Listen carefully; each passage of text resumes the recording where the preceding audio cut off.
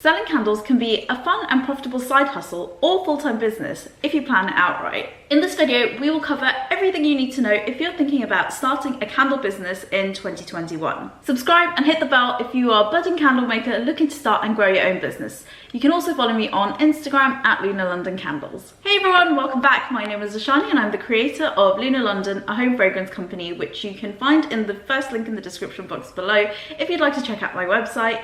On this channel, we talk about candle making and selling candles online. Okay guys, I have a lot to cover, so let's just get straight into it. I've broken it out into 10 different tips. Number one, start with a candle making kit. Using a kit will help you understand if you actually enjoy candle making. If your business is successful, you'll be making a lot of candles, and this will be so much easier if you enjoy the craft. The second reason I would recommend going with a candle making kit is because it simplifies everything. It essentially spoon feeds you with everything you need to do to get your head around the process of actually making your first candle. I've linked in the description box below a couple of kits that I would definitely recommend trying out, and these are some of the kits I've tried out myself. I highly recommend you purchase your kit from a proper candle supplier as opposed to somewhere like Amazon or Hobbycraft. And the reason for this is because what you'll find on Amazon is basically for hobbyists, and it's not going to have the quality that you're looking for and the actual supplies that you'll be using if you do start up your business. Tip number two, while you're waiting for your kit in the post, I would suggest to start thinking about your vision for your business and the goals you'd like to achieve. It doesn't have to be super in-depth or scary, but having an idea of who you want to target in your niche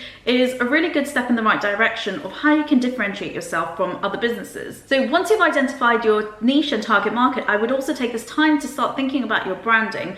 And the way I did that was by creating a Pinterest board for all of the different categories I needed to think about. So I had a board for like logos, color palette, packaging, labels. You can go wild with it. I'm sure I have a lot more boards as well, but it's a really great way of visualizing where you want your branding to be. When you're thinking about your business and branding, I would suggest not to limit yourself by thinking you'll only ever be a homemade or handmade business. Be ambitious and honest about where you see your business being in the future. If you see yourself being stocked in fancy department stores like Selfridges, then put it down. It may not happen in the first 1 year or 5 years or even 10 years, but if you have that as your ultimate goal, you'll start working towards it. Definitely don't limit your dreams because it seems unimaginable or unreachable from your perspective right now. If you know your vision and goals and you are very passionate and very serious about it, you can plan to make it happen. Tip number three, research, research, research. Once you've tried your candle making kit and you feel like candle making is for you, research everything you could possibly think of before you make your proper supply purchase. Research different suppliers, different types of jars, waxes, wicks, and people sent recommendations as well. The main way I researched was through Google, YouTube, and Facebook groups. YouTube is brilliant for tutorials, whilst I found Facebook groups was really good at having specific information to different types of waxes and people's experiences with fragrance oils and wicks and actual suppliers as well. Doing a ton of research means you can confidently place your first order, and you know that you're likely not to be wasting a lot of money buying just random things that may not actually be very good. Along with researching the different type of supplies you need, I would also recommend that you research and start making a customer profile. And a customer profile is basically the demographic of people you're trying to target, their interests and hobbies, and also how they spend their money. I have made a workbook which you can find in the description box below, which has a bunch of questions to help you start developing your customer profile. You can also have a look at a previous video, I will link it somewhere on the screen, where you can see how you can actually find your niche for your business. Being laser focused on who my target market is has really helped me with my social media content strategy, as well as the products I'm launching in the future. So I would definitely recommend not to skip this step and figure out your customer profile. So tip number four, keep it simple. So I don't want to be a party pooper, and I totally did this when I first started my candle making journey, was buying lots and lots of fragrance oils. And in reality, we just don't need hundreds of different fragrance oils. If anything, I found it a massive distraction because I was just making random candles with no sort of thought or process behind it. Having lots of fragrance oils is fine if you're just doing candle making for fun, but if you're trying to make it a business, it's really going to eat into your budget without much benefit. For your first purchase, I would suggest to only try one type of jar and maybe 3 to 4 different fragrances maximum. Where I would spend my money is buying more of a variety of different waxes so I can try that out, and also my wicks. I would buy a variety of wicks for my jars. The reason for this is because your wax and your wicks are going to be the main things that will affect the performance of your candles, and this is basically what you want. You want good performing candles for your customers. So for those of you who've already bought your first round of supplies, I would love to know how many fragrance oils you bought, because I think it's just a common thing that even if you know that you don't need it, you end up buying it. Like I said, for me, I bought 20 to 30 different fragrance oils, which I really didn't need. So I'd be super interested to know how many different fragrance oils you bought in your first round. If you could pop it in the comment section below, it'd be super fun to know how many you bought. Tip number 5, testing. Testing is super important to make sure you have candles that perform well and are safe. Candles that perform well means that you'll have repeat business and build customer loyalty. And you'll also see that customers are more than willing to recommend you to like-minded friends and family. Having a good loyal customer base can make a huge difference for your business. Because if customers are happy and satisfied, they're more likely to recommend you to more friends and family. And it also means that you may not need to spend as much money on paid for advertising. Ensuring you have safe candles goes without saying. Unsafe candles puts people's lives and homes at risk. So having rigorous testing is super important. I haven't got a video about testing just yet, but a couple of things that you want to keep your eye on is flame length and how hot your jar goes. Tip number 6 leads me on to understanding your responsibilities and the law. As a candle business, it's important to understand your responsibilities to your customer and also how to protect yourself and your business. As I mentioned, the safety of your customers is really important.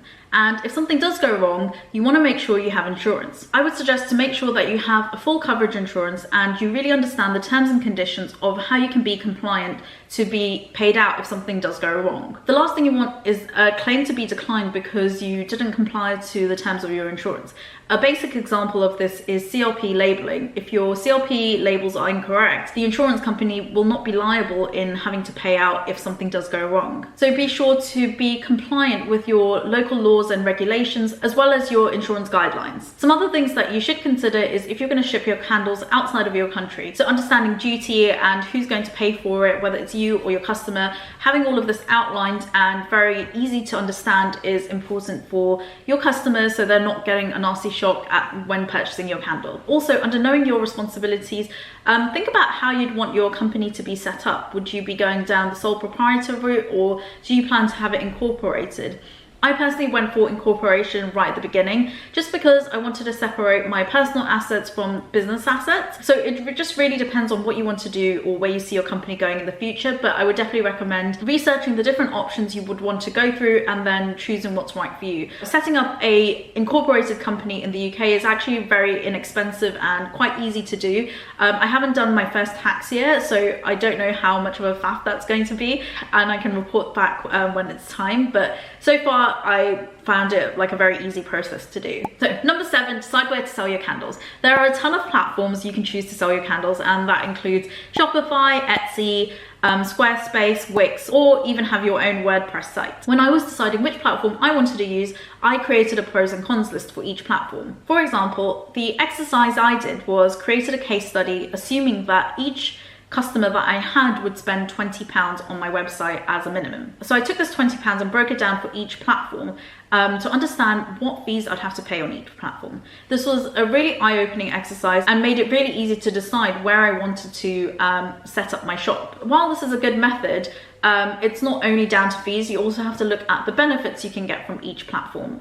For example, Etsy is known to have a lot of high fees, but it's a really good option if you are brand new and you are looking for people to kind of trust you and want to buy from your shop, because people feel secure by shopping on Etsy. So it's a good way to start up, and also with relatively low costs, and you could like build up on that and then decide to go to Shopify or any other platform. Another consideration I thought of when I was deciding on my platform was the integration and apps that I could use on my shop. So for me personally, Shopify was the best one for me, because there's just so much possibility and so many resources that you can use out there to help me optimize and enhance my store. Number 8, create a budget and set revenue goals. Creating a budget isn't the most exciting thing in the world to do, but it's a great way to understand the health of your business and keep you on track. It'll also stop you from overspending in certain areas. For example, fragrance oils. Your budget should not only account for material, but also include allowances for operating costs, for example, your domain and platform fees. I would also definitely recommend having a little bit of budget for marketing. Once you have your baseline budget, create a revenue target. For your target, it's great to think big, and I know everybody wants to make 5, 6, and 7 figures, but having a realistic target will help you keep motivated, especially if it's something achievable. My first revenue target was £1,000 in the first month. Now, I basically thought of this target based on the amount of money I've already invested in my business, as well as the time of year. It was in the lead up to Christmas, so I felt like it was an achievable goal. Number 9, have a robust marketing plan. Now that you know what your revenue target is, it's important to understand how you're actually going to achieve it. And this comes down to marketing. It's important to look at your business from a factual point of view and try and take the emotion out of it. I know this is really hard to do. What I mean by this is, it's nice to say that I want to make X amount of money, but not really know how to do it. And then start getting upset because you feel like friends and family aren't supporting you as much as they should be. If we take my business as an example, I wanted to achieve £1,000 in my first month. Now, a common conversion rate for e-commerce stores is 2%. So what that means is for every 100 people that visit my store, only 2 people will buy. So in order to achieve my £1,000, I again sort of averaged or estimated what I thought a person would spend in my store, which was £20. So in order to achieve my £1,000, I needed 50 people to buy at £20. Now that I knew that I needed 50 people to buy from my store, I divided this by 2% and got the number of 2,500. So I knew that I needed 2,500 people to come to my store at a 2% conversion rate to achieve my £1,000 revenue target. When I knew the amount of traffic I had to drive to my store, so I needed to drive 2,500 people to my store, I then created my marketing plan based on this. And the 3 main places I targeted was Instagram, Facebook, and Pinterest. So understanding the numbers I needed to drive, along with understanding who my target audience was, I started to create social media content that will help drive people to my store. If you have a conversion rate less than 2%, it's just an indicator that you need to work on certain areas of your site. Use your analytics tool to help you optimize it. You can also get in touch with customers that have already bought from your site and see what they thought of the whole experience and where they think you could improve. Getting your site optimized is an iterative process, so don't put pressure on yourself that it has to be perfect straight away, because it's just not going to happen and you don't have the experience when you've just started out. So definitely take it within your stride and try and not get too caught up on the emotional side, which I know is hard and it's something that I had to kind of differentiate between. But once you have your conversion rate and you see how people are interacting with your site, you can just keep working on making it better. And it'll be small steps at a time as you learn. Number 10, don't be scared to outsource. I have seen many new makers be really scared to invest in their business or feel like they shouldn't invest in anything other than supplies. This approach is perfectly fine, especially if your budget doesn't allow it. You don't want to go into debt trying to invest in your business. But investing in outsourcing technical specialists for your business can be a massive time saver. I was in the exact same boat when I first started out. I wanted to DIY everything.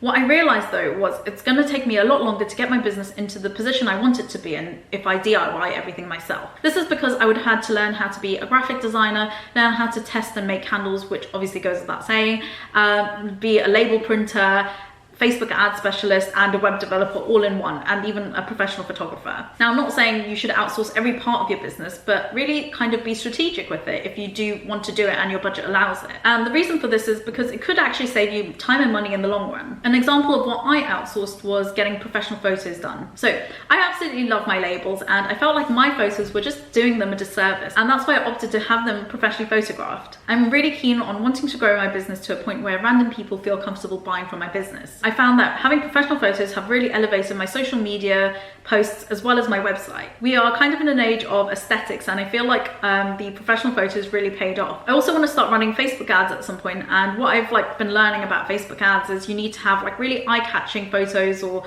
media for people to click on your links and want to buy from your store. So to me, having these professional photos will help me have my ads be more clickable. Also, by going professional, it just meant that I didn't have to worry about learning about how to compose a photo, f-stops, lighting, and all of that is really hard, and I just don't have the experience. So I felt like by outsourcing it to someone who's way more experienced and would be able to love the job and do it really quickly, it just made sense for me and my business. So if there are certain things that you don't enjoy or feel like you're not very good at, these are really good items to be outsourced, especially if your budget allows it, because the person that does it is going to have a lot more experience than you. What I would suggest with outsourcing is either take them from recommendations or like look at your reviews and do a lot of research, because obviously you don't want to outsource something and feel like it wasn't worth it. So do a lot of research before you choose the person who you're going to outsource to. So guys, that was my top 10 tips for starting your candle making business in 2021. If you have any questions, pop them in the comment section below. I hope you enjoyed this video, and I will see you in my next one. Bye!